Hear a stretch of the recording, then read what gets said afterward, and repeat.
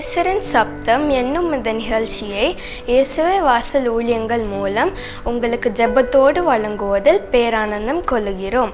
திருமறையின் உபதேசங்களை திருமறையின் அடிப்படையில் உங்களுக்கு உபதேசிப்பதே இந்த ஊழியத்தின் தரிசனமாகும்.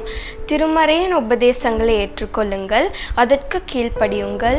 உங்கள் பாவங்களையும் சாபங்களையும் இயேசு நீக்குவார், கண்ணீர்களை துடைப்பார். நீங்கள் ஆசீர்வாதமாய் இருப்பீர்கள். ஜெபத்தோடு கேளுங்கள். இதோ நம்முடைய சகோதரர். நானே வழியும் சத்தியமும் ஜீவனுமாய் இருக்கிறேன் என்று சொன்ன ஆண்டவராகிய இயேசு கிறிஸ்துவின் இன்ப நாமத்தினாலே உங்கள் யாவரையும் அன்போடு கூட வாழ்த்தி வரவேற்கிறோம். ஆண்டவராகிய இயேசு கிறிஸ்து இந்த நாளிலும் உங்களோடு தேவனுடைய வார்த்தைகளை பகிர்ந்து கொள்ளக்கூடிய கிருபையை அடியேனுக்கு கொடுத்த தயவுக்காக நான் ஆண்டவருக்கு ஸ்தோத்திரம் சொல்கிறேன்.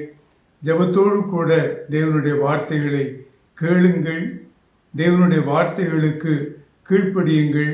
ஆண்டவராகிய இயேசு கிறிஸ்துவினுடைய ஆசீர்வாதங்களை இம்மையிலும் மறுமையிலும் திரளாக பெற்று கிறிஸ்து இயேசுவுக்கென்று சாட்சிகளாய் வாழ்வதற்கு இப்பொழுது கர்த்தருக்கு உங்களை ஒப்புக்கொடுங்கள். அருமையான தேவனுடைய ஜனமே, இந்த நாளிலும் நாம் தியானிக்கும்படியாக நான் எடுத்திருக்கிற செய்தியின் தலைப்பு, நான் நீதிமானாக வாழ்வது எப்படி. இந்த உலகத்திலே நாம் எங்கு திரும்பி பார்த்தாலும் சரி, எந்த சமுதாயத்தை உற்று நோக்கினாலும் சரி, நீதிமான்கள் யாரையும், நல்லவர்கள் யாரையும், தேவனுக்கு பயப்படுகிற எவரையும் நாம் பார்ப்பதற்கு முடியவே இல்லை. இதை பார்த்து கொண்டிருக்கிற நீங்கள் யாவரும் நிச்சயமாக நன்கு அறிந்திருக்கிறீர்கள். ஒவ்வொரு நாளிலும் செய்தித்தாள்களிலே வருகிற செய்திகளையும் ஊடகங்களிலே வருகிற செய்திகளையும் நான் உற்று கவனித்து யோசித்து பார்க்கும் பொழுது இந்த உலகம் எவ்வளவு தீமையான நிலையிலே இருக்கிறது என்பதை திட்டமாக நாம் அறிந்து கொள்ள முடிகிறது. இதை குறித்து யோசிக்கிற அநேகர் எப்படி இந்த உலகம் நீதி உள்ள ஒரு உலகமாக மாற்றப்பட முடியும், இந்த உலகத்தில் வாழ்கிற மக்கள் நீதிமான்களாக வாழ்வது எப்படி என்று சொல்லி பல கேள்விகளை பல காலங்களாக கேட்டுக்கொண்டே இருக்கிறார்கள். ஆனால் யாருக்கும் சரியாக விடை கிடைத்து அதற்கு பதில் சொன்னதாக இல்லவே இல்லை. இன்றைக்கு இந்த செய்தியின் மூலமாக நாம் நீதிமான்களாக வாழ்வது எப்படி என்பதற்கு ஒரு சரியான விடையை நாம் கண்டுபிடிக்கலாம் என்று நான் கர்த்தராகிய இயேசு கிறிஸ்துவுக்குள் விசுவாசிக்கிறேன். இந்த உலகம், இந்த சமுதாயம் இன்று மட்டுமல்ல, இன்றிலிருந்து சுமார் 3000-4000 ஆண்டுகளுக்கு முன்பதாகவே இந்த சமுதாயம் இப்படித்தான் இருந்திருக்கிறது என்பதை வரலாற்றை நாம் பார்ப்போமே என்று சொன்னால் நமக்கு இது திட்டமாக புரிந்து கொள்ள முடிகிறது. ஒருவேளை வேதாகமத்திலே சொல்லப்பட்டிருக்கிற சில காரியங்களை நாம் எண்ணி பார்க்கும் பொழுது இந்த சமுதாயமானது பல ஆயிரங்களுக்கு முன்பதாகவே இப்படித்தான் சீர்கெட்ட நிலையிலே வாழ்ந்து கொண்டிருக்கிறார்கள் என்பது திட்டவட்டமாக நமக்கு தெரிகிறது. இதை அறிந்திருந்த தாவீது ராஜா இவ்விதமாக ஒரு வசனத்தை சொல்கிறார். வாசித்து பாருங்கள். சங்கீதம் 53வது அதிகாரம் 2-3 வசனங்களை வாசியுங்கள். தேவனை தேடுகிற உணர்வுள்ள மனுஷன் உண்டோ என்று பார்க்க தேவன் பரலோகத்திலிருந்து மனுபுத்திரரை கண்ணோக்கினார். கவனியுங்கள். தேவனை தேடுகிற உணர்வுள்ள ஒரு மனிதன் உண்டோ என்று பார்க்க பரலோகத்திலிருந்து தேவன் மனிதர்களை கண்ணோக்கினாராம். எங்கே இருந்து? பரலோகத்திலிருந்து. இதிலிருந்து நமக்கு என்ன புரிகிறது? நம்மை சிருஷ்டித்த தேவன் பரலோகத்தில் இருக்கிறார் என்பது திட்டவட்டமாக விளங்குகிறது. பரலோகத்தில் இருக்கிற அந்த தேவன் பூமியிலே வாழ்கிற மனிதர்களை கண்ணோக்கி பார்த்தாராம். அப்பொழுது அவர் சொல்கிறார், அவர்கள் எல்லாரும் வழி விலகி ஏகமாய் கெட்டு போனார்கள், நன்மை செய்கிறவன் ஒருவனும் இல்லை, ஒருவனாயிலும் இல்லை என்று சொல்லி சங்கீதக்காரரை கொண்டு தாவீது ராஜாவை கொண்டு பரிசுத்த ஆவியானவர் இந்த காரியத்தை நமக்கு முதலாவது வெளிப்படுத்துகிறார். இன்று நேற்று இந்த சமுதாயம் சீர்கெட்ட சமுதாயமாக இருக்கவில்லை. சுமார் 3000 ஆண்டுகளுக்கு முன்பதாகவே இந்த சமுதாயம் சீர்கெட்ட நிலையில் இருந்ததாக தேவன் பரலோகத்திலிருந்து உற்று கவனித்து, மனிதர்களிலே நல்லவர்கள் ஒருவரும் இல்லை, எல்லாரும் வழிவிலகி ஏகமாய் கெட்டு போனார்கள், நன்மை செய்கிறவர்களே இல்லை என்று சொல்லி திட்டவட்டமாக நமக்கு சொல்லுகிறார். அருமையான தேவனுடைய ஜனமே, நம்முடைய காரியங்கள் எவ்விதமாக தேவனால் நிதானிக்கப்பட்டிருக்கிறது என்பதை சற்று யோசித்து பாருங்கள். ஒருவேளை உங்களுக்கு நீங்களே பல வேளைகளில் நினைத்து கொண்டிருக்கலாம், நானெல்லாம் நீதிமான், நானெல்லாம் நல்லவன் என்று சொல்லி நீங்கள் உங்களுக்குள்ளேயே சில காரியங்களை, நீங்கள் செய்து கொண்டிருக்கிற சில காரியங்களை கொண்டு தீர்மானித்திருக்கிறார். ஆனால் ஆண்டவராகிய கர்த்தர் சொல்கிறார், எல்லாரும் வழிவிலகி ஏகமாய் கெட்டு போனார்கள், நன்மை செய்கிறவன் ஒருவனாயிலும் இல்லை, ஒருவரும் இல்லை என்று சொல்லி திட்டவட்டமாக சொல்கிறார். இந்த நிலையிலே இந்த வசனங்களை வாசிக்கிற கிறிஸ்தவர்கள் தங்களுக்கு தாங்களே சொல்லிக் கொள்கிறார்கள், மேலேதான் ஆண்டவராகிய இயேசு கிறிஸ்து திட்டமாக சொல்லி இருக்கிறாரேயா, எல்லாரும் வழிவிலகி ஏகமாய் கெட்டு போனார்கள் என்று.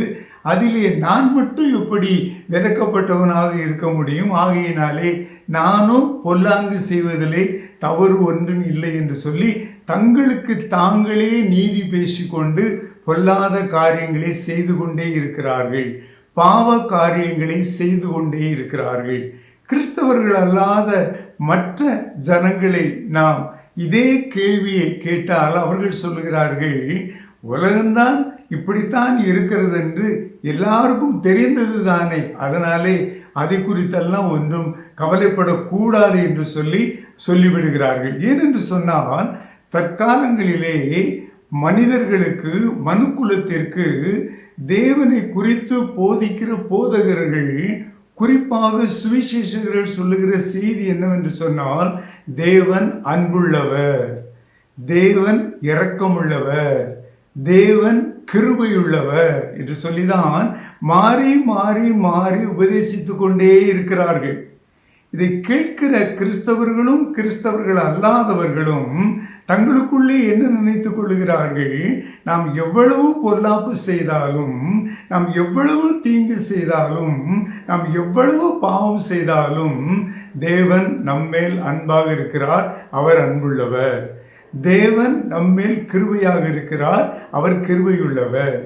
தேவன் நம்மேல் இரக்கமாயிருக்கிறார், அவர் இரக்கமுள்ளவர் என்று சொல்லி நமக்கு நாமே தேற்றி கொண்டு செய்கிற பாவத்திலிருந்து மனம் திரும்பாமல், செய்கிற தீமையிலிருந்து மனம் திரும்பாமல் தொடர்ந்து செய்து கொண்டே இருக்கிறபடினாலே தான் சமுதாயம் சீர்படுத்தப்பட முடியாமல், சமுதாயத்தில் வாழ்கிற மக்கள் நீதிமான்களாக வாழாமல் நீதிமானாய் வாழ்வது எப்படி என்கிற கேள்வியோடையே வாழ்ந்து கொண்டிருக்கிறான்.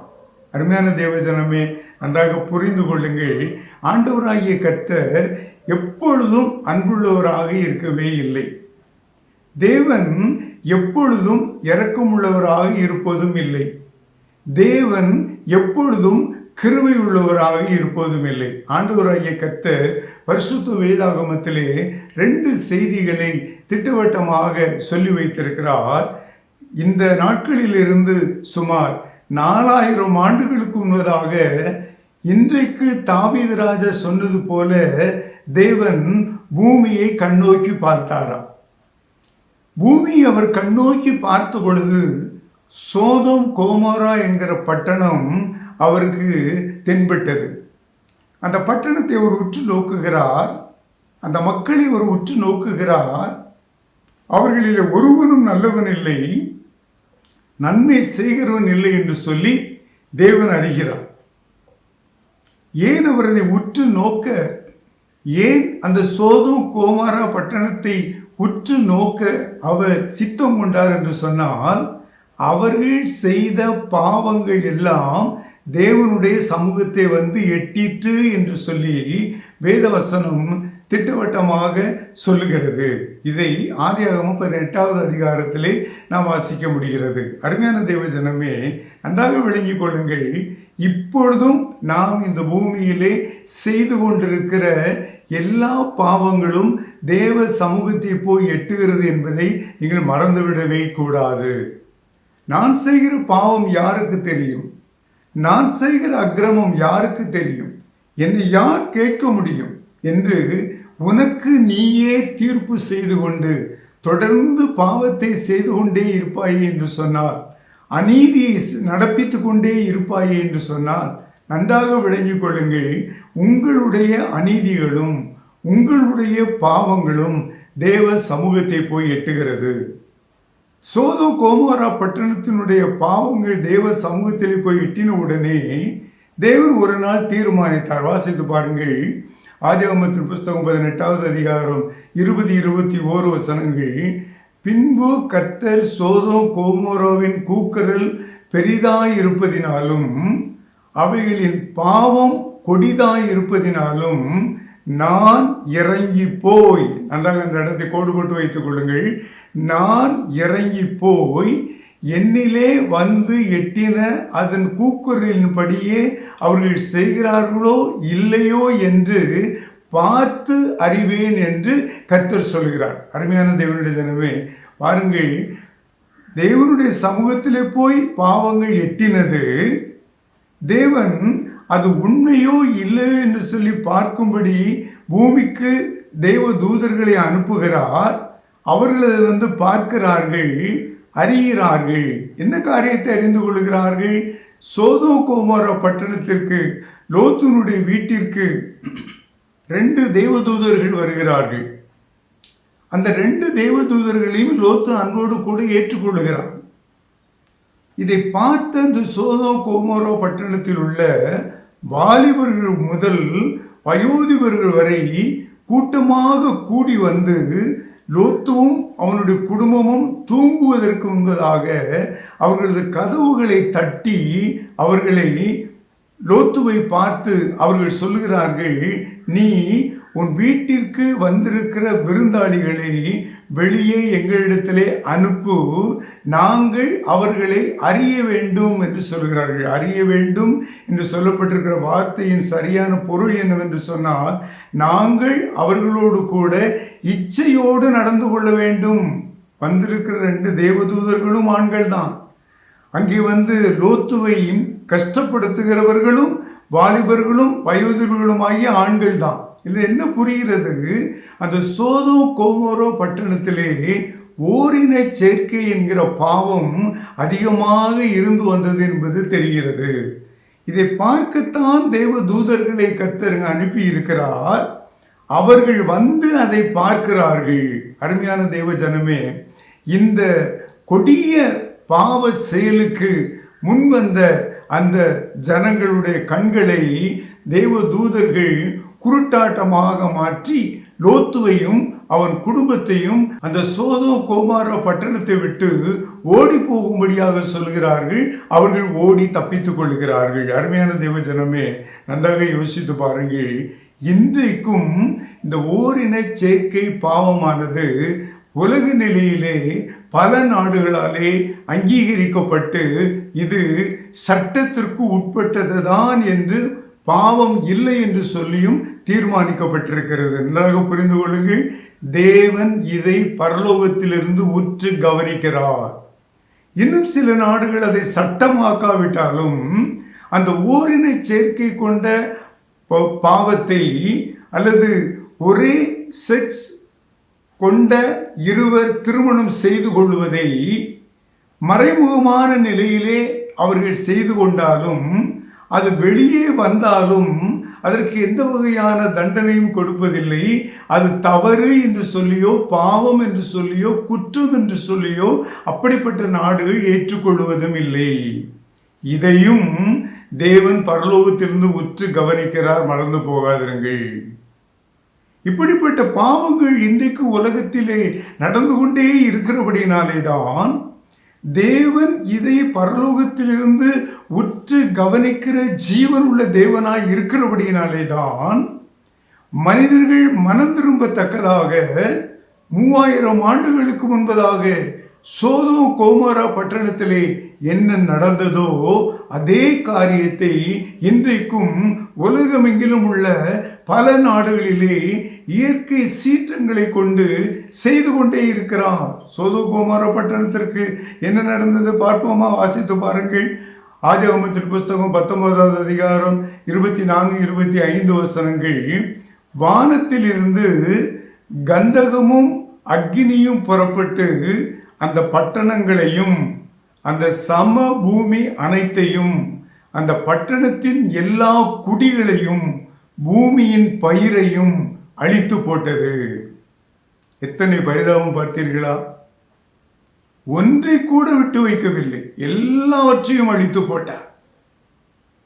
இன்றைக்கும் அதே தேவன் பரலோகத்தில் இருந்து பூமியில் வாழ்கிற மனுக்குலத்தை உற்று பார்த்து கொண்டே இருக்கிறார். மறந்து போக, நான் செய்கிற அக்கிரமம் யாருக்கும் தெரியாது, நான் செய்கிற அநீதி யாருக்கும் தெரியாது, நான் ஒரு சமுதாயத்திலே நீதிமானாக கருதப்பட்டு கொண்டிருக்கிறவன் என்று சொல்லி நீ எண்ணிக்கொண்டு உன் வாழ்க்கையை வாழ்ந்து கொண்டிருப்பாயே என்று சொன்னார். பரலோகத்தில் இருக்கிற தேவன் உன்னையும் நோக்கி பார்க்கிறார், நீ வாழ்கிற பட்டணத்தையும் நோக்கி பார்க்கிறார், நீ வாழ்கிற தேசத்தையும் நோக்கி பார்க்கிறார்.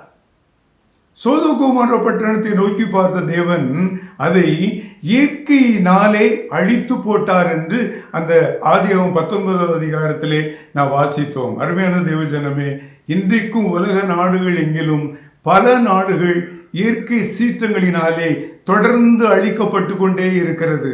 அறிஞர்கள் அல்லது விஞ்ஞானிகள் இந்த காரியங்களை எல்லாம் ஏற்றுக்கொள்வதற்கு மனமற்றவர்களாக இவைகளெல்லாம் ஒரு அஞ்ஞான சிந்தனை என்று சொல்லி பாவத்தை மக்கள் மத்தியிலே ஊக்குவித்து கொண்டே இருக்கிறார்கள். அருமையான தேவஜனமே, நீங்களும் நானும் செய்கிற ஒவ்வொரு குற்றத்தையும், ஒவ்வொரு பாவத்தையும், ஒவ்வொரு தவறையும் ஆண்டவராகிய கர்த்தர் பரலோகத்திலிருந்து உற்று கவனிக்கிறார் என்பதை தயவு செய்து மறந்து போகாதிருங்கள். கவனித்த ஆண்டவராகிய கர்த்தர் அந்த சோதோம் கோமோரா பட்டணத்தை அழித்து போட்டார். எனக்கு அருமையான தேவஜனமே, ஆண்டவராகிய கர்த்தர் வேத வசனத்திலே நாம் யாவரும் மனம் திரும்பத்தக்கதாக தீர்க்கமாக எசேக்கியேல் தீர்க்கதரிசியை கொண்டு சொல்கிறார். எசேக்கியேல் தீர்க்கதரிசியின் புஸ்தகம் 18வது அதிகாரம் 20வது வசனத்தை வாசித்து பாருங்கள்.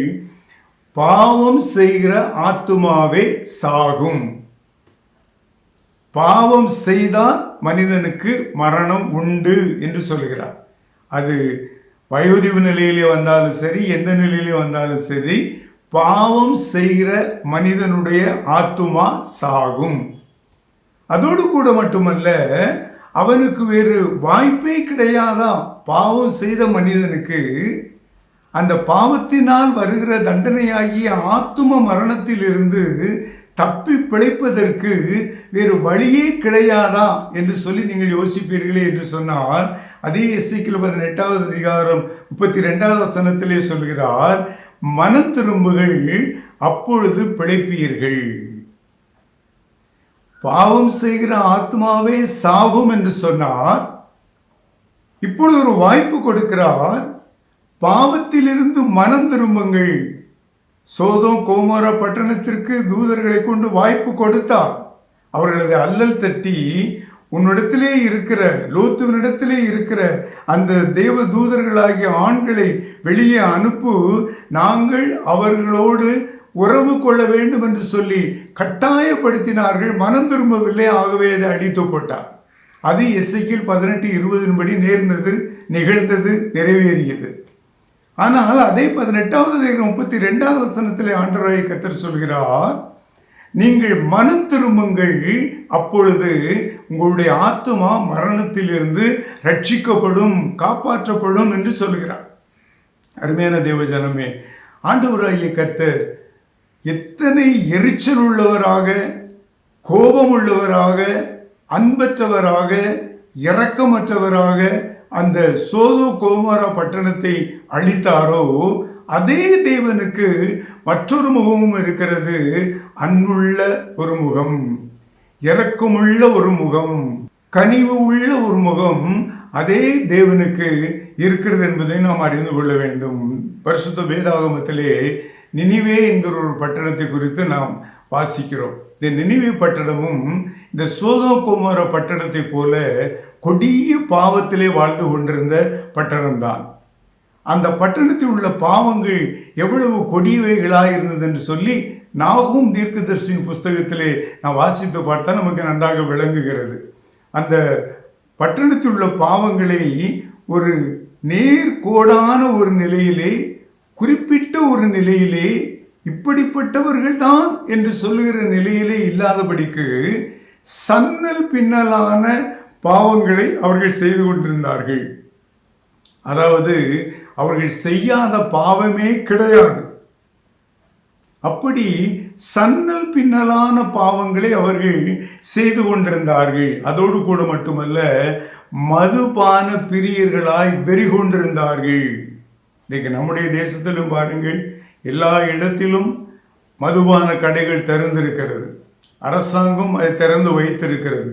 அதை குடித்து வெறி கொண்டு தேசத்திலே பல பாவங்களை ஜனங்கள் இன்றைக்கும் செய்து கொண்டிருக்கிறார்கள். இது நினிவே பட்டணத்திலே இருந்த பாவம். மதுபானம் குடித்து வெறி கொண்டவர்களாய் அவர்கள் இருந்தார்கள். இதை நாகும் 1வது அதிகாரம் 10வது வசனத்திலே வாசிக்கிறோம். அப்படியே நாகும் 2வது அதிகாரம் 1வது வசனத்தை எடுத்து வாசித்து பார்ப்பீர்கள் என்று சொன்னால், அவர்கள் வஞ்சகத்தினாலும் கொடுமையினாலும் நிறைந்தவர்களாய் இருந்தார்களாம். வஞ்சனை செய்வது, பிறருக்கு வஞ்சனை செய்வது, பிறருக்கு கொடுமை செய்வது.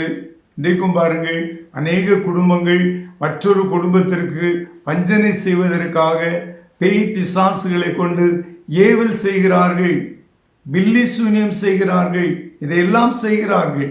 இது நினிவே பட்டணத்தில் இருந்த ஒரு பாவம்.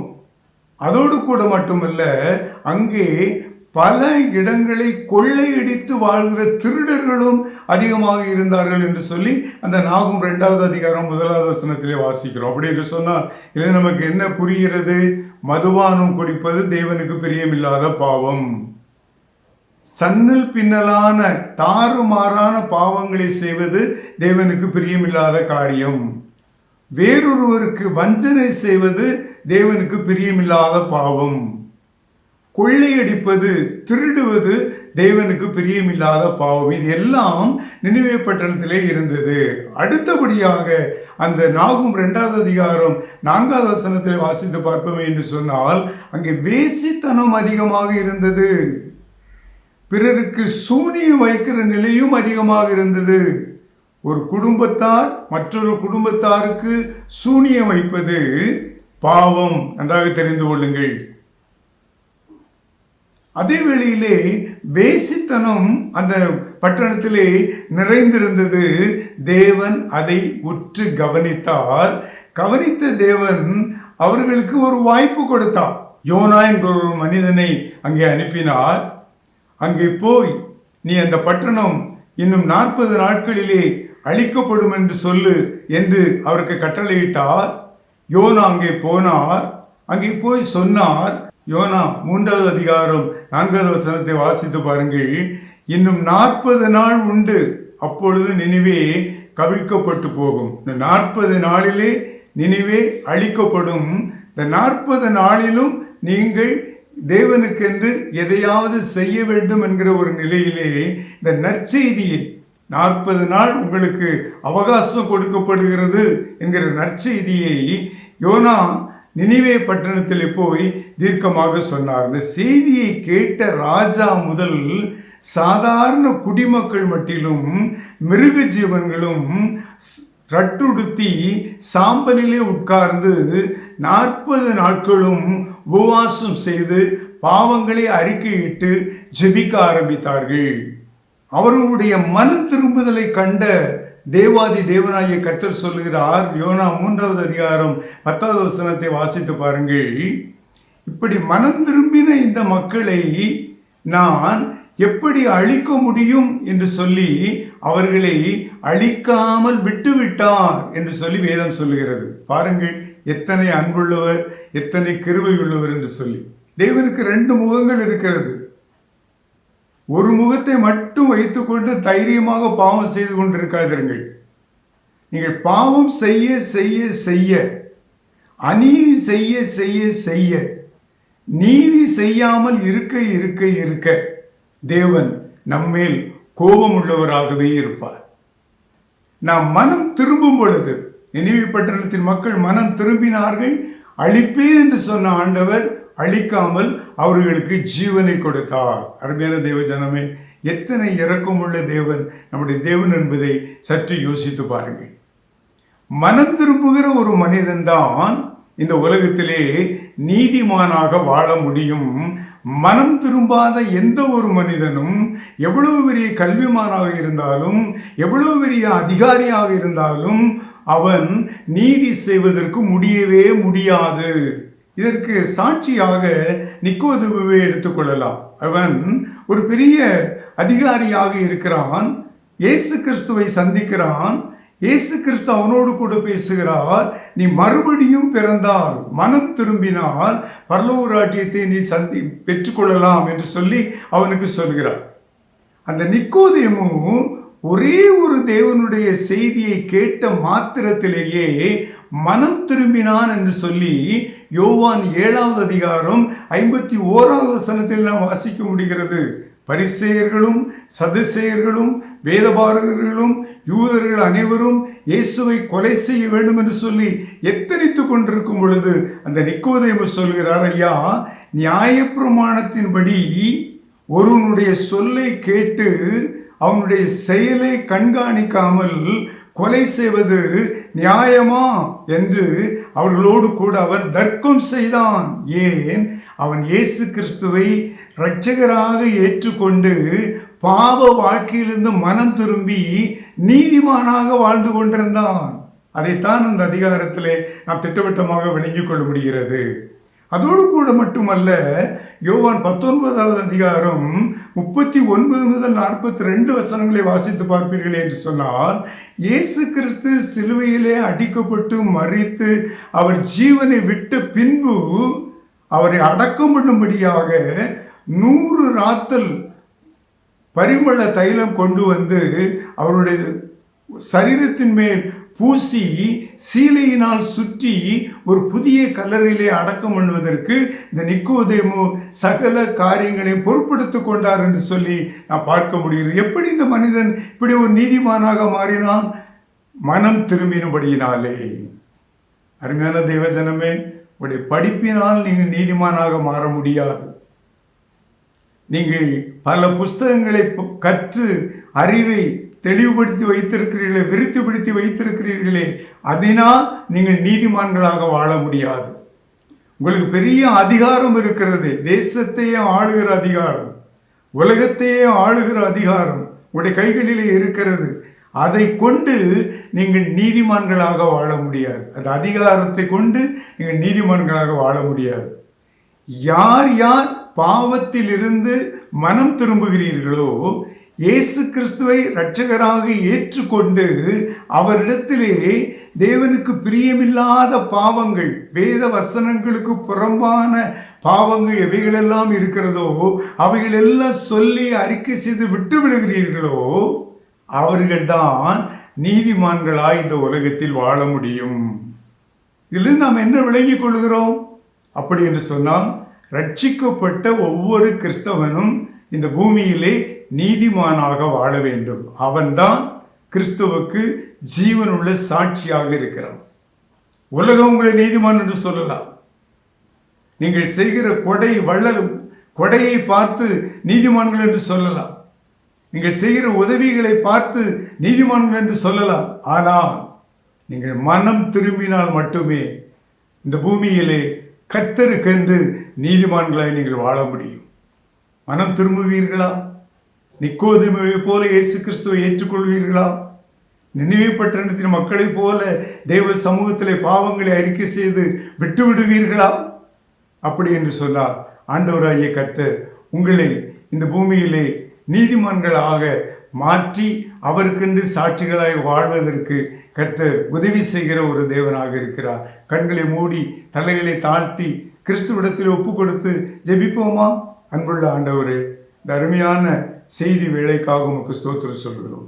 தேவனே, யார் சோதோம் கோமோரா பட்டணத்தில் வாழ்ந்த மக்களைப் போல வாழ்ந்து கொண்டு இந்த செய்தியை கேட்டுக்கொண்டிருந்தார்களோ, இல்லை என்று சொன்னால் நினிவே பட்டணத்தில் வாழ்ந்த மக்களைப் போல வாழ்ந்து கொண்டு தாங்கள் செய்வது குற்றம்தான், பாவம்தான் என்று உடைய சமூகத்திலே அறிக்கையிடுகிறவர்களாய் வாழ்ந்து கொண்டிருக்கிறார்களோ, இல்லை என்றால் நிக்கோதேமுவை போல ஒரே ஒரு செய்தியை கேட்டு இயேசு கிறிஸ்துவ இரட்சகராக ஏற்றுக்கொண்டு மனம் திரும்பினவர்களாய் இருக்கிறார்களோ, அப்படி மனம் திரும்பின ஒவ்வொருவரையும் உடைய சாட்சிகளாக இந்த பூமியிலே நீதிமான்களாக வாழ்வதற்கு கிருபை செய்யும். இன்னும் சோதோம் கோமோரா பட்டணத்தில் உள்ள ஜனங்களைப் போல பாவத்திலே தரித்திருந்து வாழ்ந்து கொண்டிருக்கிற மக்களுக்கு தொடர்ந்து நீர் யோனாவை அனுப்பி கொண்டே இருமாண்டவரே. நீர் இரக்கம் உள்ளவர், உருக்கம் உள்ளவர், நீர் கிருபை உள்ளவர் ஆண்டவரே. தொடர்ந்து நினிவே பட்டணத்தின் மக்களுக்கு யோனாவை அனுப்பினது போல சுவிசேஷர்களை அனுப்பி கொண்டே இரும், சுவிசேஷ வார்த்தைகளை அனுப்பி கொண்டே இரும். மனம் திரும்ப கிருபை செய்யும் ஆண்டவரே. நீர் ஒருவனை இழுத்துக் கொள்ளவில்லை என்றால் ஒருவனும் இடத்துல வரா. நீர் ஒவ்வொருவரையும் பக்கமாக இழுத்துக்கொள்ளும், நீதிமான்களாக மாற்றும். கர்த்தராகிய இயேசு கிறிஸ்துவின் நாமத்திலே ஆசீர்வதித்து ஜெபிக்கிறேன் நல்ல பிதாவே. ஆமென், ஆமென். இந்த நிகழ்ச்சி உங்களுக்கு ஆசீர்வாதமாக இருந்திருக்கும் என்று கர்த்தருக்குள் நம்புகிறோம். எங்கள் முகவரி